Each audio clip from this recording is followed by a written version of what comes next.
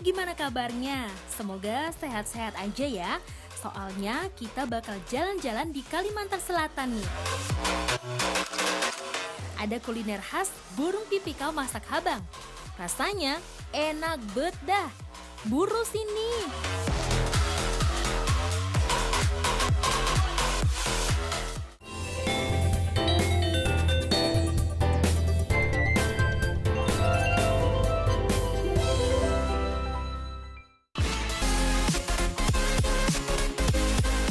Kita juga nggak mau kalah dong. Nih, kenalin, burung pipikau masak habang. Burung pipikau yang dibumbui merah, masakan khas daerah Kabupaten Banjar, Kalimantan Selatan. Dalam bahasa Banjar, habang memiliki arti merah. Bagi orang-orang suku Banjar, bumbu masak habang adalah jenis bumbu yang sering banget digunakan dalam berbagai masakan. Sesuai namanya nih, bumbu masak habang tampilannya berwarna merah. Itu didapat dari bahan utamanya, yaitu cabai merah yang dikeringkan. Nyaman benar. Nyaman kalau Pak? Wah, nyaman benar. Asal ikan mah masaknya. Kalau kata orang Banjar sih, rasa burung pipikaunya itu ada manis-manisnya gitu loh. Kalau kamu nggak percaya, cobain sendiri ya kalau kesini.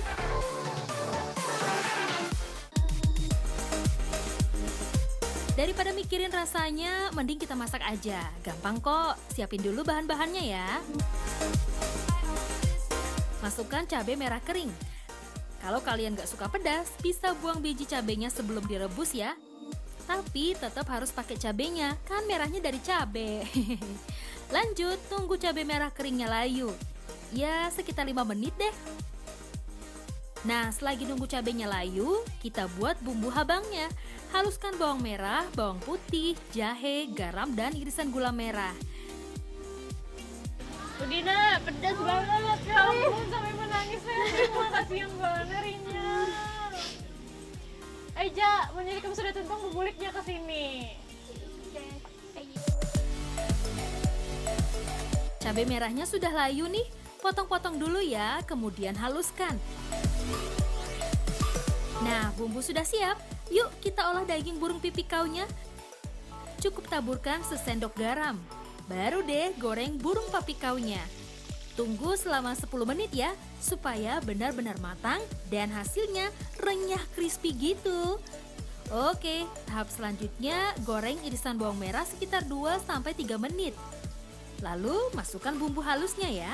Tambahkan air juga, tapi jangan terlalu banyak. Biarkan mendidih.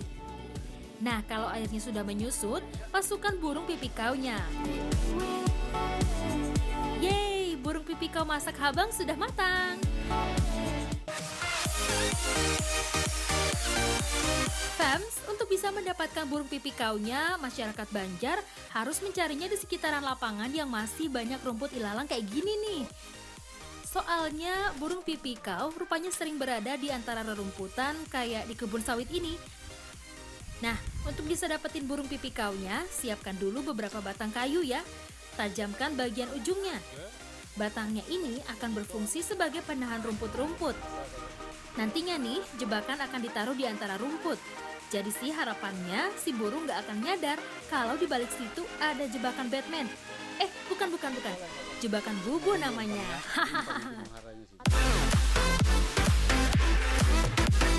Oke, biar si burung pipikaunya mau datang, kita kasih umpannya dulu ya. Taruh beras, mulai dari bagian depan jebakan sampai bagian dalamnya. Sip, buat jebakannya lebih dari 1 ya. Siapa tahu semua jebakannya bisa berhasil menangkap si burung. Yuk kita biarkan dulu jebakan bubunya. Coba kita tangkap burungnya pakai jala kayak gini. Cara menggunakan jalanya gampang banget. Langsung taruh di arah burung pipikau yang sedang berjalan, fans. Tuh kan, dapet deh. Tapi pegangnya yang bener ya. Sayang dong kalau tiba-tiba lepas. Wah, 2 burung udah di tangan nih. Kita cek dulu jebakan bubunya. Siapa tahu dapat lebih banyak. Wah, asik, dapet juga akhirnya. Kalau burung yang sudah terjebak di dalam bubu, jangan dilepas ya, supaya burung pipikaunya nggak terbang. Oh iya fans, for your info nih, dengan memakai jebakan bubu kayak gini, burung pipi kau dijamin gak bisa kabur. Soalnya bentuk jebakan bubu yang semakin mengecil, bikin si burung pipi kau ini gak bisa kemana-mana. Jadi pilihannya sih terus maju. Alhasil kejebak deh.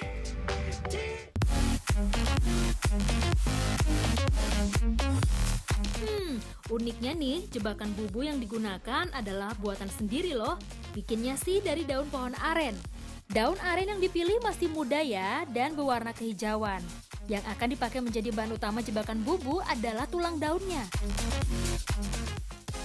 Caranya dengan memisahkan atau merobek bagian daunnya. Sisakan bagian tulang daunnya saja. Tapi untuk bisa dapat tulang daun yang bagus harus dari daun yang masih muda. Daun yang berwarna kehijauan ini lebih kuat dan lentur jika dibandingkan sama daun yang tua. BTW nih, kalau lagi di hutan harus siap-siap diserbu nyamuk. Oh ini Gin, dari tadi aku kenyamukan. Makasih ya Nikam. Lanjut, jangan ketinggalan cari akar pohon atau tanaman merambatnya. Akarnya ini nantinya akan digunakan sebagai pengikat tulang daunnya.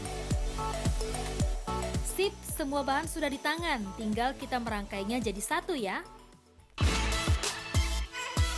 Tulang daun mudanya harus dikupas dulu dari sisa-sisa daun.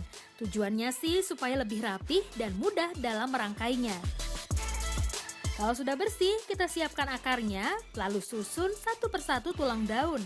Siapkan akar pohonnya. Tulang daunnya harus sudah dibelah dua ya, supaya mudah menyisipkan tulang daun lainnya. Jadi rangkaiannya kuat dan rapi. Abah, jaraknya tuh ada ukurannya kah? Bah, berapa bah dari atasnya nih ke talinya nih? Berapa? Kira sekilan. Sekilan. Buat rangkaian akar pohon dan tulang daunnya beberapa buah supaya ukuran bubu semakin panjang. Eits, jangan lupa buat bubu mengecil di ujung ya.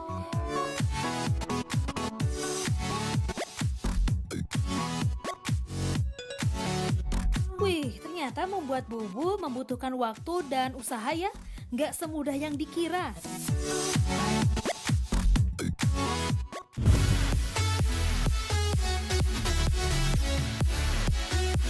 Ada makan-makan nih, ikutan dong.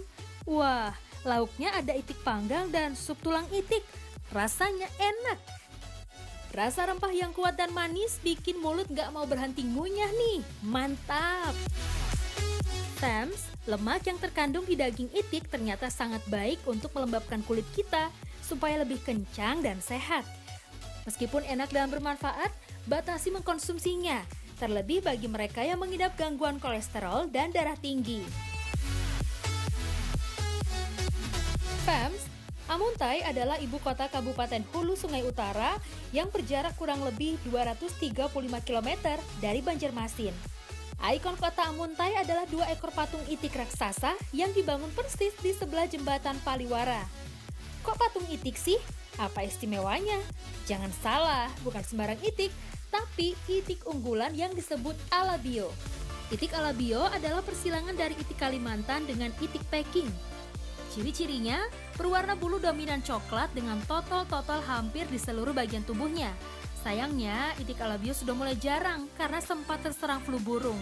Sekarang, pemilik rumah makan olahan itik memilih itik Peking untuk dijadikan bahan utama itik panggang tanpa tulang. Ukurannya lebih besar dan berlemak. Sekarang kita mulai masak ya. Setelah bersih dari bulunya, itik dipisahkan dari tulang dan dagingnya. Caranya, potong dulu bagian kaki dan sayapnya. Potong itik menjadi 2 bagian, gunakan pisau khusus karena tulang itik cukup keras. Baru deh kita pisahkan tulangnya. Wah, beneran, lemaknya banyak banget. Kata masyarakat sekitar sih, lemak itik jauh lebih enak dibanding lemak sapi atau kambing. Semakin banyak lemaknya, semakin enak. Yang kolesterol, awas ya. Tulang-tulangnya jangan dibuang, soalnya akan diolah menjadi sup untuk dihidangkan bersama itik panggang tanpa tulangnya. Bahan untuk membuat itik panggang tanpa tulang sederhana saja. Terdiri dari bawang merah, bawang putih, jahe, kunyit, ketumbar, gula merah, dan kecap. Untuk menghilangkan bau amisnya, tambahkan jahe dan juga kunyit ya fams. Semua bahan yang telah disajikan dicampur dengan kecap. Jadi deh bumbu itik panggang tanpa tulangnya. Celup-celup daging itik ke dalam bumbu, lalu dibakar di atas bara. Membakar itik ada caranya, gak boleh asal aja. Api dari bara sama sekali tidak boleh keluar. Kalau sampai keluar, api harus dimatikan agar daging itik tidak gosong. Daging itik dibakar dan diberi bumbu kecap beberapa kali, agar bumbu benar-benar meresap sampai ke dalam daging. Kalau sudah kering seperti ini, tandanya itik panggang tanpa tulangnya siap untuk disajikan.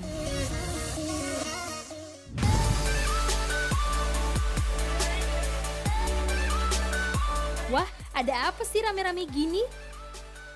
Kok semuanya malah pada main ayunan sih? Eits, jangan salah fams, mereka ini rupanya lagi menjalankan salah satu tradisi loh, namanya Ba'ayun Maulid. Ya, sesuai namanya, peringatan Maulid Nabi di Kalimantan Selatan disertai dengan cara ma'ayun anak atau mengayunkan anak. Tapi uniknya nih, nggak cuma anak-anak aja loh. Ibu-ibu sampai lansia justru banyak yang mengikuti acara yang diadakan setiap 12 Rabiul Awal ini. Salah satu tempat yang mengadakan Ba'ayun Maulid secara massal adalah Masjid Jami Banjarmasin. Serunya acara Ba'ayun Maulid merupakan akulturasi budaya loh. Bahkan memberi warna yang berbeda dalam peringatan bulan kelahiran Nabi Muhammad. Padahal dulunya orang Banjar di Kalimantan Selatan adalah penganut Hindu dan Kaharingan. Namun setelah Islam masuk nih, baru deh terjadi percampuran budaya.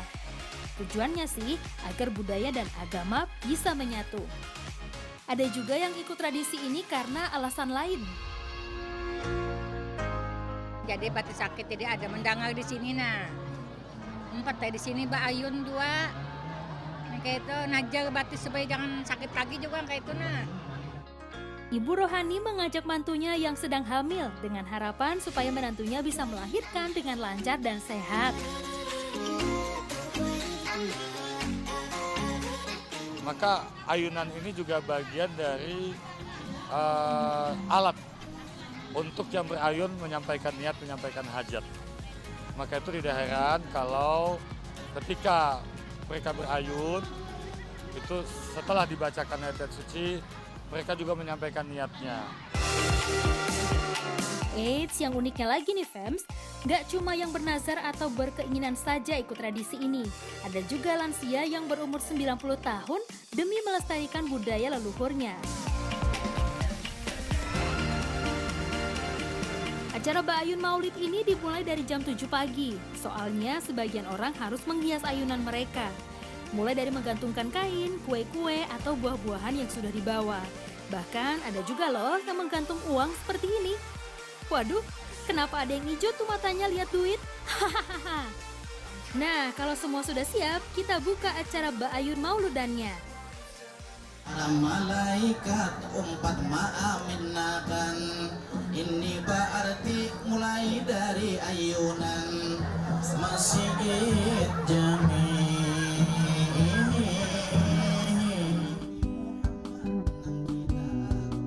Kalau ini namanya Mahidin fams, yaitu syair nasihat atau puji-pujian yang dilantunkan dengan iringan musik.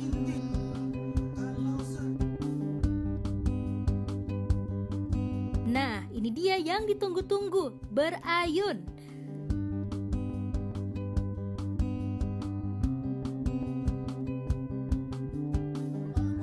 Sesudah berayun, hiasan ayunan akan diperebutkan oleh warga. Katanya sih supaya mendapatkan berkah. Ya, tapi itu kembali lagi ke keyakinan masing-masing ya. Nah, bagi masyarakat yang nggak kebagian tempat di Masjid Jami atau yang nggak suka rame-rame, bisa kok melaksanakan Ba'ayun Maulud di rumah. Awalnya memang, Ba'ayun Maulud diadakan di rumah masing-masing. Biasanya sih sesama tetangga saling membantu. Tujuannya untuk mempererat tali silaturahmi dan pengumpulan dana. Usai menghias ayunan, semua yang terlibat akan membaca sholawat.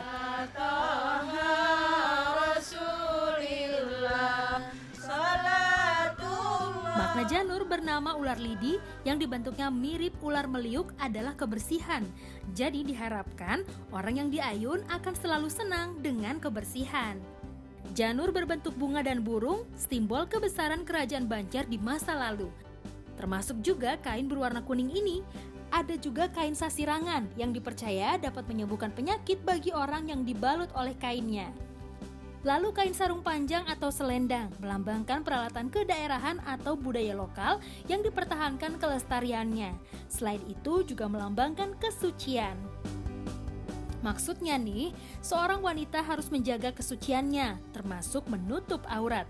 Makanya ada sebagian yang menggunakan kain hijabnya ya. Tapi yang paling utama adalah makna dari mengayun itu sendiri. Karena makna dari mengayun bagi orang Banjar menjadi salah satu wujud syukur yang diungkapkan oleh orang tua karena anaknya lahir.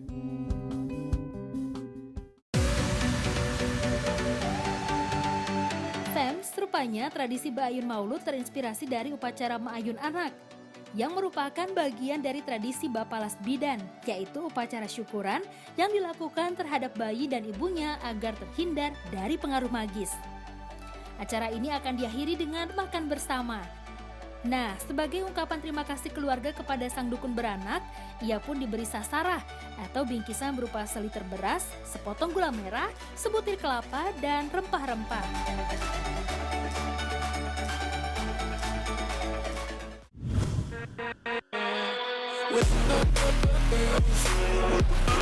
Eits, jangan kemana-mana dulu ya Fems, karena di Ragam akan membahas wisata susur sungai dari kota 1000 sungai ini.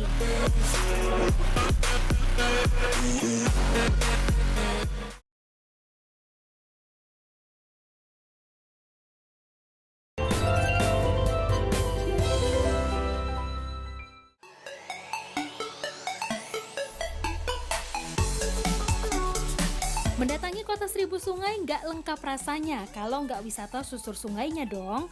Nah Fems, kita mampir ke dermaga Siring Sungai Martapura yuk. Serunya wisata ini karena menggunakan armada transportasi kelotok kecil. Jadi kita bisa lihat secara langsung kehidupan warga Banjarmasin yang bermukim di bantaran sungai. Wisata yang dikenal dengan Kanal Tour ini mengajak kita menyusuri beberapa anak sungai yang bermuara kembali di Sungai Martapura atau bahkan Barito. Untuk wisata kali ini Fems, setidaknya kalian harus menyediakan budget sekitar Rp400.000 per kapal. Eits, tapi jangan khawatir ya, soalnya kalian bakal menyusuri sungai kurang lebih selama 2-3 jam. Puas banget nggak tuh? Kalaupun sampai capek, tenang, semua kelelahan akan terbayarkan saat menikmati pemandangan asli kampung apung yang kalian lihat. Kehidupan masyarakat bantaran sungai Kuin kecil masih sangat erat dengan sungai. Ya, maklum Fems, karena sungai sudah jadi urat nadi sosial serta ekonomi mereka. Begitupun dengan interaksi sosial, terkadang mereka lakukan melalui sungai dan barang-barang hasil panen mereka bawa. Makanya ada yang menggunakan jukung ketika berpergian atau bekerja. Oh ya Fems, wisata Kanal Tour ini bisa membawa suasana Banjarmasin tempo dulu loh. Dengan suasana sejuk dari rindangnya pemandangan serta kesederhanaan masyarakatnya. Bisa jadi nilai kearifan lokal yang sangat mahal harganya. Apalagi masih banyak anak-anak yang bermain bebas di sungai justru makin dekat dengan alam. Padahal di saat bersamaan, anak-anak lainnya terutama di kota banyak yang bermain dengan game online. Wah, nggak heran deh kalau kawasan Kuin kecil di Banjarmasin, Kalimantan Selatan ini menjadi surga tersembunyi. Kita masih bisa menikmati banyaknya mangrove atau serunya berburu buah nipah. Hampir sepanjang perjalanan Fems, kalian bakal disuguhi pemandangan kayak gini.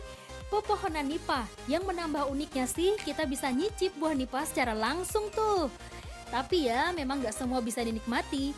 Kalau dapat yang tua seperti ini, wah dijamin zong deh.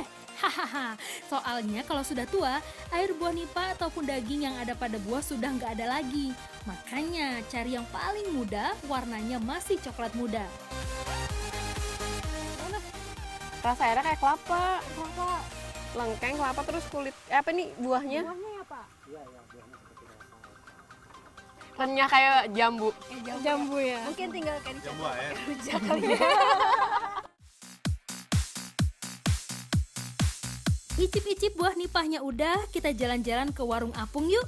Itu loh, warung yang menjual segala perlengkapan kebutuhan warga pesisir sungai, mulai dari minuman manis sampai cemilan.